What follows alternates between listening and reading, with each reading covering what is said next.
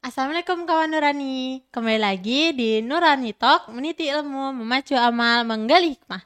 Bareng aku Saha di sini.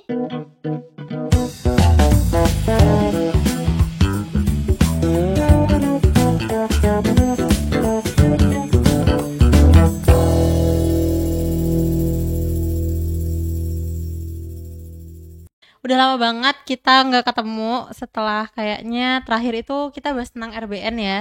Nah kali ini kita bakal meniti ilmu lagi tentang isu yang lagi banyak banget diomongin gitu. Nah sekarang eh isu terkait pernikahan kan banyak banget ya, rame banget nih diomongin sama banyak orang. Kemarin juga lagi rame film yang Ipar Adalah Maut kan. Nah, itu bikin orang-orang jadi ngerasa takut buat nikah, ngerasa takut nanti gimana ya pernikahanku, apakah aku ketemu jodoh yang tepat, nanti apakah aku bisa jadi istri yang baik, jadi ibu yang baik gitu. Nah, kali ini kita akan meneliti ilmu tentang dunia pernikahan. Tapi kawan Nurani pernah mikir nggak sih sebenarnya kita harus emangnya nikah itu harus. Tapi sebelum masuk bahas tentang dunia pernikahan itu sendiri, teman-teman pernah kepikiran nggak sih sebenarnya kenapa sih kita harus nikah gitu? Nah mungkin hari ini teman-teman bisa nemuin jawabannya di podcast ini. Jadi mari simak sampai selesai podcast kali ini. Nah, kali ini kita kedatangan dua tamu yang akan menemani perbincangan kita hari ini. Kita bersama Teh Dery sebagai founder Sekolah Calon Istri dan ada Mbak Rizka, alumni SCI Angkatan 6. Mari kita sambut. Iya. Jadi kita kan mau bahas tentang pernikahan ya nih, Iya. Teh sama Mbak Rizka. Nah, jadi sebenarnya nikah itu harus nggak sih? Atau maksudnya apa sih alasan kenapa kita harus nikah selain karena menghindari omongan ditanyain tetangga kapan nih nikahnya gitu. Oke, baik. Kawan Nurani yang ada di rumah yang lagi dengerin podcast ini. Tapi sebelumnya koreksi dulu lah. Yang punyanya Yayasan Rumpun Nurani itu bukan sekolah calon istri, tapi sekolah calon ibu gitu ya. Oh Ntar ya. punya tetangga di aku sama kita gitu kan. Oke, jadi kawan Nurani, kenapa sih kita harus nikah? Ya, kalau pengen dianggap umatnya Nabi Muhammad Sallallahu Alaihi Wasallam, maka dalam hidupnya harus diagendakan untuk menikah. Kecuali kalau nggak pengen dianggap umatnya Nabi, karena hadis Nabi juga begitu. Nah, terserah nih kalau memang nggak pengen dianggap lagi sebagai umatnya Nabi Muhammad, nggak apa-apa memilih untuk tidak menikah. Itu ya alasan yang pertama. Alasan yang selanjutnya adalah secara fitrah kita itu memang dikasih apa ya satu satu potensi, satu fitrah, satu kondisi bahwa manusia itu butuh berkasih sayang. Manusia itu juga perempuan khususnya dikasih fitrah untuk hamil dan menyusui. Sementara yang namanya hamil dan menyusui itu kan hanya bisa terpenuhi kalau dia punya pasangan dan menikah ya. Terus yang tadi fitrah kasih sayang juga bisa saling terisi tangki cintanya kalau dengan pernikahan. Sebab kalau tidak menikah itu ujung-ujungnya bukan dalam ikatan yang suci, tapi ikatan yang nggak jelas deh ya, di ghosting, terus nggak jelas ujungnya mau kemana, begitu. Gitu sih, Oh, Ra. oke. Kalau dari Mbak Rizka sendiri nih, sebagai kalau denger-dengar katanya baru nikah ya Mbak? Iya, baru nikah, Kapan tuh bener. Mbak? Setahun yang lalu, bentar lagi mau anniversary nih, bentar lagi. Wih, selamat. Iya. Kalau buat Mbak Rizka sendiri yang akhirnya di tahun kemarin Mm-mm. memutuskan untuk menikah, kenapa ngerasa harus nikah Mbak? Kayak yang pertama memang ya, kita untuk ibadah yang paling pertama. Kemudian yang keduanya tuh kayak ngerasa butuh gitu. Kayak aku tuh juga aku ingin mencintai, aku ingin dicintai tetapi dengan cara yang halal dong kayak gitu. Hmm. Terus salah dua aja ya alasan kenapa aku memberanikan untuk menikah Oh gitu. gitu. Nah, dari alasan-alasan tadi nih, tapi kan kita tuh apa ya, teman-teman ini sekarang banyak banget yang ngerasa takut nikah itu tadi kan, yang tadi Salah udah sebutin.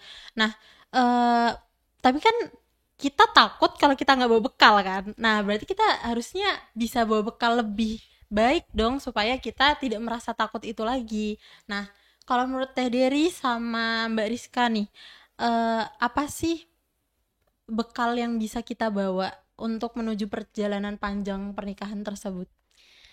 Ya betul banget. Jadi kalau kawan Nurani di rumah masih ada yang ngerasa takut, bisa jadi karena memang bekalnya masih kurang. Sebab kalau dia bekalnya sudah banyak ya, insya Allah rasa takut itu akan mulai terkikis. Ya ada sih khawatir, nanti takut aku jodohnya begini, atau takut aku nanti nikahnya bukan sama tulang punggung, sama tulang rusuk gitu ya. Tulang punggungnya agak retak gitu. Waduh. Nah itu kan kekhawatiran-kekhawatiran ya. Tetapi tidak membuat dia mundur, nggak bikin dia enggak deh aku deh nggak mau nikah deh ntar takut cerai. Ya sama aja kayak kita makan, aduh nggak mau makan ntar juga BAB lagi lapar lagi, ya sama kayak gitu ya. Jadi orang yang takut, betul-betul takut untuk melangkah bisa jadi karena dia kurang ilmu, bukan hanya saja kurang iman tapi kurang ilmu, sehingga memang harus membekali dirinya dengan banyak ilmu terkait tentang pernikahan, biar nanti kalau udah banyak ilmunya atau merasa cukup atau memang nggak pernah cukup sih yang namanya orang berilmu ya, seenggaknya kayaknya aku udah tahu ilmu tentang parenting, aku tahu tentang ilmu tentang laki-laki, ternyata laki-laki tuh kayak gitu ya, di kode tuh nggak paham-paham gitu kan, gak akan terlalu sakit hati, walaupun pada kenyataannya nanti ada sakit hati sedikit Tetap gitu ya, saja. tetap sakit hati karena manusia ya. Tetapi kan kita tidak menganggap itu sebuah permasalahan yang sangat besar. Di mana-mana nih kawan Nurani yang namanya laki-laki di belahan Indonesia, kalau ngambil baju itu di atas di lemari itu pasti nggak diangkat ya, langsung diambil gitu ya. Gak usah laki-laki kita yang diri kita. Kan gitu kan. Sama aja kan gitu ya. Kan ini ibu-ibu, keluhan ibu-ibu kayak gitu. Suamiku tuh kalau ngambil baju kan gitu. Kalau naruh handuk basah di atas tempat tidur.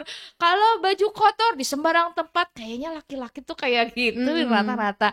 Artinya mari kita jadikan itu bukan jadi lagi masalah, tapi ya sebuah sesuatu yang membuat kita tertawa gitu ya, jangan bikin kita sakit hati. Dan untuk itu tuh kan butuh ilmu.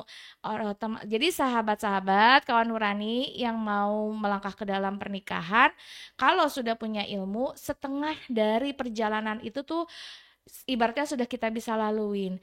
Tinggal kekhawatiran-kekhawatiran yang memang hubungannya dengan masa depan, jodohku tuh kayak gimana ya?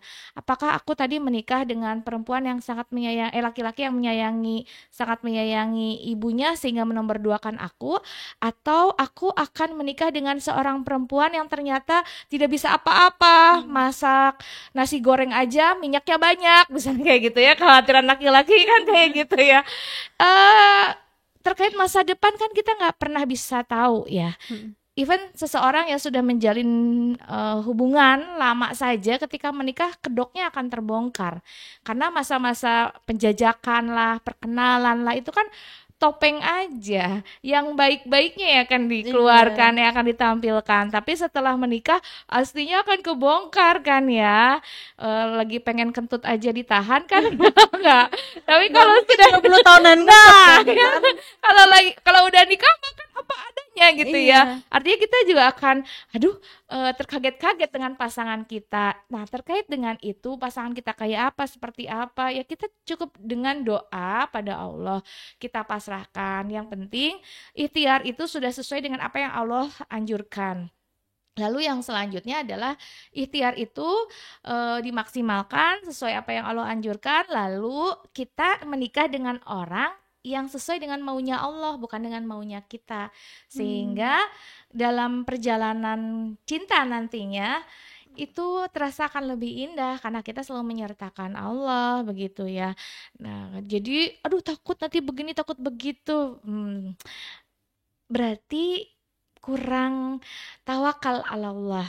Sebab kalau yang sudah bertawakal, rasa khawatirnya itu akan diblokir dengan doa, dan doa. Lebih banyak tenang gitu. Iya, jadinya tenang kan. Suamiku kayak gimana ya? Ya Allah, semoga kayak gini. Semoga kayak kan akan melantunkan doa gitu.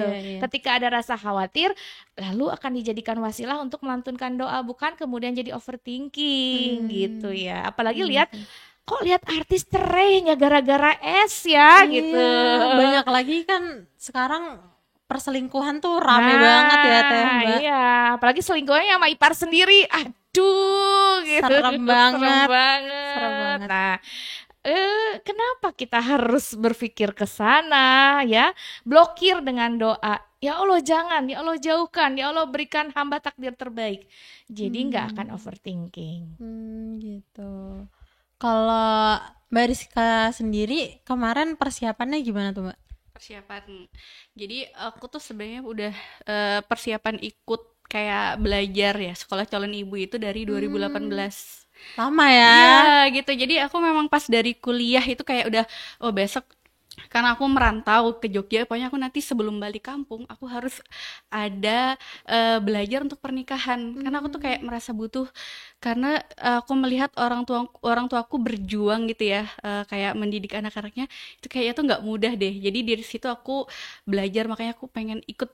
Dulu pas di Jogja kayaknya baru ada sekolah calon ibu, jadi masih belum ada yang lain-lainnya deh kayak dulu ya, atau mungkin yang lain tuh cuman kayak kajian-kajian. Nah dari situ nyari-nyari info, jadi 2018 itu dari situ aku mempersiapkan ilmunya dulu gitu. Ikut sekolah calon ibu itu. Iya, ikut sekolah calon ibu di 2018. Jadi nikahnya 2023.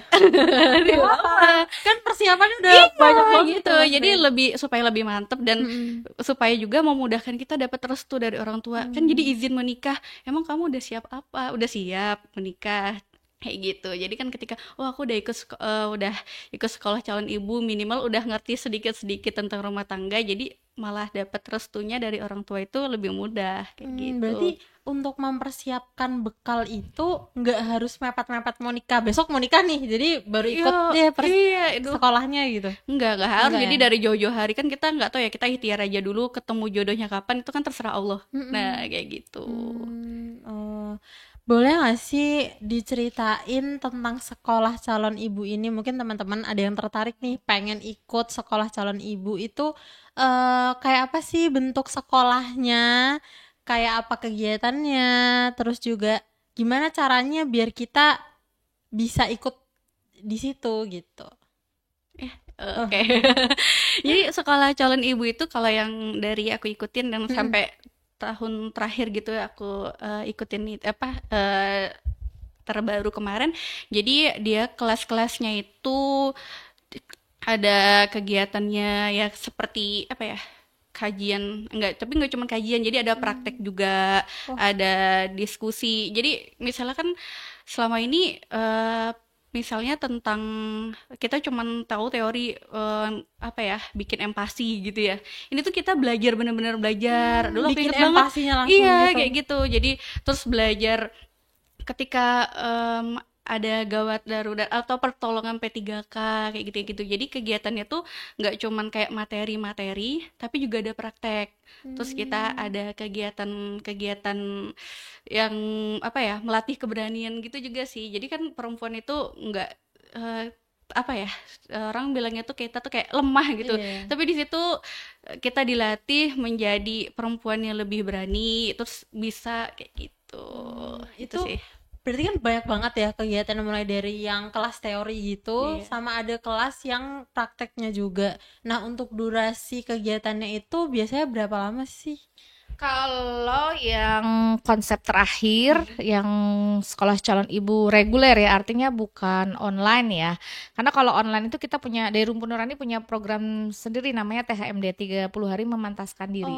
30 hari, sepekan 3 kali kita online gitu ya.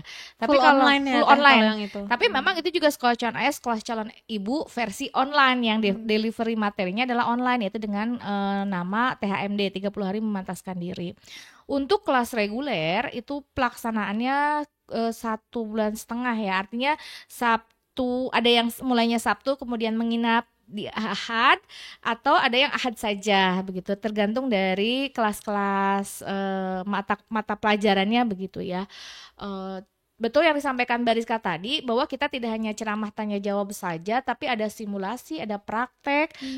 Kita kalau yang outdoor activity-nya ada berkuda, ada praktek memandikan bayi, ada rappelling, turun dari ketinggian, yang sebetulnya semua itu adalah mengasah dan melatih jiwa-jiwa para calon ibu ini dan calon ayah ini untuk menjadi pribadi yang tangguh, tanggap dan terampil. Oh. Jadi dan di akhir sesi sebagai closing acara kita adakan solo bivak di mana mereka akan menginap di bumi berkemahan, bikin tenda satu orang satu atau bivak dan berjauhan, tidak boleh berkomunikasi gitu. Kayak balik zaman sekolah ya Teh. Ah iya, Kayak pas pramuka tuh. kayak iya betul kayak pramuka gitu ya. Tentunya ada maksud kenapa ini diselenggarakan. Kenapa materi solo bivak menjadi bagian dari materinya sekolah calon ibu atau sekolah calon ayah. Karena yang namanya tawakal ala Allah itu harus dilatih. Yang namanya keberanian itu harus dilatih. Keberanian untuk melawan hawa nafsu kita, keberanian untuk membuat diri kita percaya diri dan mampu menjalani semua itu kan ya, kesungguhan kita dalam menjalani sesuatu hal itu kan harus dilatih. Makanya kita harus di alam latihannya begitu. Oh gitu. Jadi banyak lah, nggak hanya masak aja. Laki-laki juga kita belajar memandikan bayi, merawat bayi, juga masak juga iya. Seru banget ya, berarti di sekolah calon ibu ini yang dipersiapkan itu nggak cuman teori doang ya, tapi Betul. secara mentalnya juga, Iya. secara imannya. Iya jelas gitu, karena yang namanya rumah tangga nggak bisa hanya ngejalanin dua saja, ada 3 komponen utama tuh, aku, pasanganku dan Allah Subhanahu Wa Taala. Dan ketika kehidupan rumah tangga kita ada masalah, ini pasti ada yang salah nih, kedekatanku dengan Allah atau kedekatan aku pasangan dengan Allah, sehingga itu juga harus sama-sama dikoreksi gitu. Berarti emang dunia pernikahan, dalam hubungan pernikahan itu nggak cuman tentang 2 orang aja Nggak ya, Teh? tentang cinta, nggak cuma Nggak tentang kenyang makan cinta. Iya kan, ada hutang-hutangnya juga yang harus disiapin supaya nggak hutang bagaimana ya, harus dimanage dengan baik. Ada nyinyiran tetangga yang harus kita dengar atau sikap ibu mertua yang tidak sesuai dengan Ah, keadaan ini gimana kita. tuh? Aduh, Gitu. banyak banget ya, tapi emang persiapannya itu yang Betul. penting ya, Teh. Dan yang paling penting adalah kalau buat kawan nurani yang sudah besar ya, artinya sudah di usia balik, ya disiapkan dari jauh-jauh hari, karena bukan sekarang besok mau nikah tuh sekarang baru kepikiran aku nyiapin apa ya, enggak.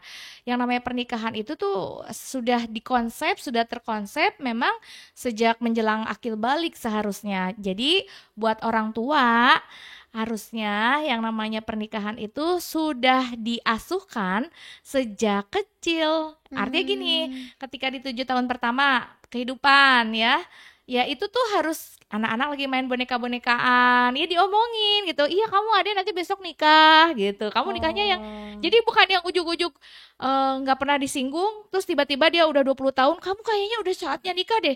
Kok kamu kapan nikah? Nggak kayak gitu. Kayak apa tuh nikah? Dia juga bingung kan ya, Teh? Jadi dari usia masih kecil lagi main boneka-bonekaan, lagi main apa ya, mobil-mobilan. Kalau anak laki-laki, besok kamu jadi supirnya atau jadi mendampingi istrimu belanja ke pasar ya. Nah, itu kan disinggung.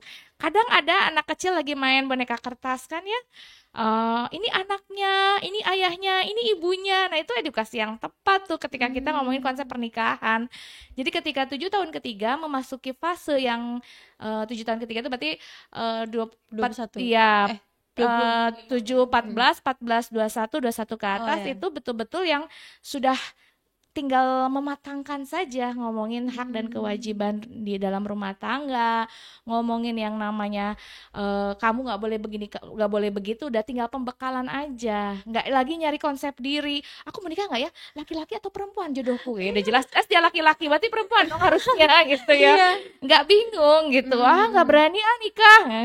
Karena kebanyakan orang tua zaman sekarang adalah ya ini fenomena kenapa juga banyak yang nggak nikah ya, takut nikah. Karena bisa jadi titipan dari orang tua, jangan dulu nikah ya nak, kalau kamu belum mapan. Nah, ya kan? Jadi, aduh, masa Ya, itu gitu. yang banyak dikhawatirin banyak orang Iya, juga sih, Teh. Kayak gitu.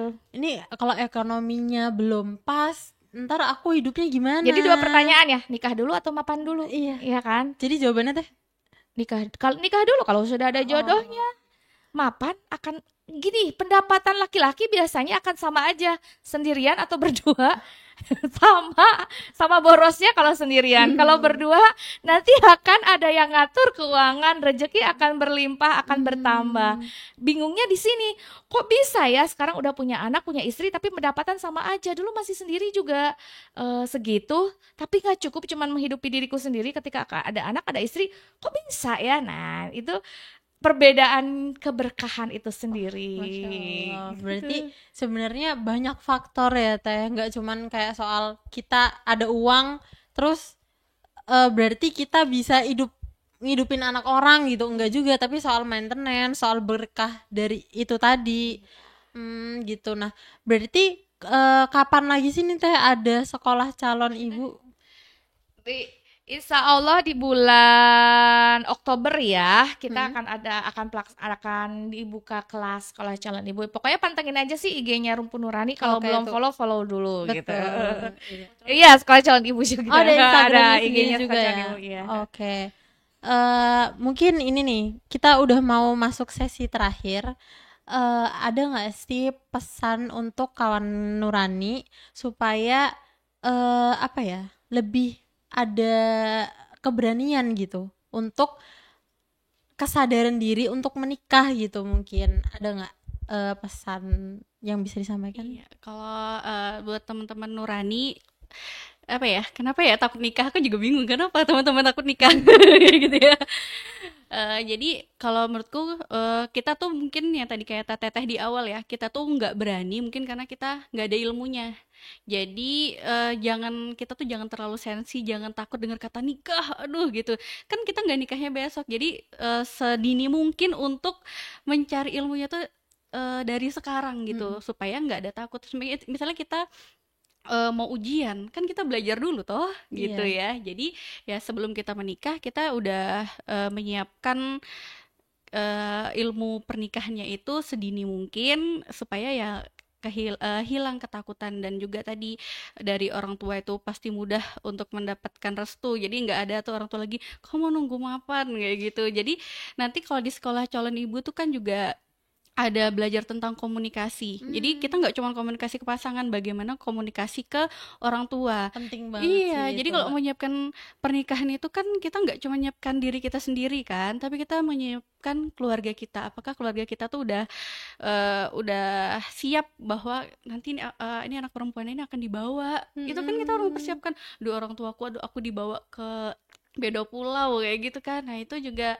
harus mempersiapkan. Jadi kita belajar tadi ilmu pernikahan, komunikasi itu, dan banyak-banyak komunikasi ke orang tua sih, gitu. Kalau dari Teh Riri pesannya? Ya buat kawan Nurani yang masih takut menikah, coba dirinci ketakutan itu berasal dari mana. Ketakutan itu apakah berasal dari finansial? Kalau iya takutnya dari finansial, cari cara bagaimana supaya ketakutan itu di level yang tidak terlalu tinggi begitu ya. Kalau takutnya adalah takut dapat jodoh yang nggak sesuai keinginan, kan tinggal mengupgrade diri. Karena jodoh itu akan sesuai dengan diri kita sendiri. Jodoh itu ibarat cerminan. Kamunya pemalas, ya nanti juga mungkin akan dapat jodoh yang cantik sih, tapi pemalas gitu ya. Jadi semuanya tergantung dari kita. Pantaskan dirimu di sekolah calon ibu dan sekolah calon ayah, biar kamu mendapatkan jodoh yang sesuai dengan kualitas dirimu. Terus kalau misalkan takutnya adalah belum diizinkan oleh orang tua, tinggal ngomong aja sih sama orang tua, sama ibu, sama bapak. Permisi, matur, saya mau menikah. Paling nanti akan ditanya, emang kamu udah siap apa? Sampaikan, saya sudah menyiapkan banyak hal. Presentasi di depan ibu dan bapak. Saya udah ikut sekolah calon Nah, ibu. gitu. Ayah, Gitu. Kalau udah kayak gitu, orang tua juga akan mempersilahkan. Tunjukkan bahwa kita adalah pribadi yang sudah matang, bahwa kita memang sudah siap jadi seorang istri, siap jadi seorang ibu, jadi seorang suami, dan jadi seorang ayah. Sehingga orang tua juga akan memberikan izin secepat kilat ya gitu. Dan yang masih ragu sama jodohnya kayak apa, deketin Allah deh. Biar nanti Allah kasih ketenangan dan kasih petunjuk, biar jodohmu itu bukan seseorang yang jauh dari Allah, jodohmu adalah orang yang dekat dengan Allah juga. Amin. Oke, terima kasih banyak. Hari ini kita udah ngomongin soal pernikahan. Tadi ya teman-teman, bahwa siap enggaknya itu tergantung kitanya mau mengusahakan atau enggak, kitanya mau menambah ilmu atau enggak, karena kita tuh nggak nikah besok, itu kata Mbak Rizka tadi keren banget. Nah, mungkin untuk kalau teman-teman yang pengen ikut sekolah calon ayah atau sekolah calon ibu, bisa stay tune, pantengin di Instagramnya Yayasan Rumpun Nurani dan Instagram Sekolah Calon Ibu. Nah, insya Allah tahun ini akan diadakan SCI. Mungkin itu dulu hari ini obrolan kita. Semoga teman-teman mendapat banyak hikmah dari ilmu yang tadi udah kita bicarakan. Jangan lupa untuk cek Instagram Rumpun Nurani. Sampai ketemu di Nurani Talk selanjutnya. Meniti ilmu, memacu amal, menggali hikmah. Assalamualaikum.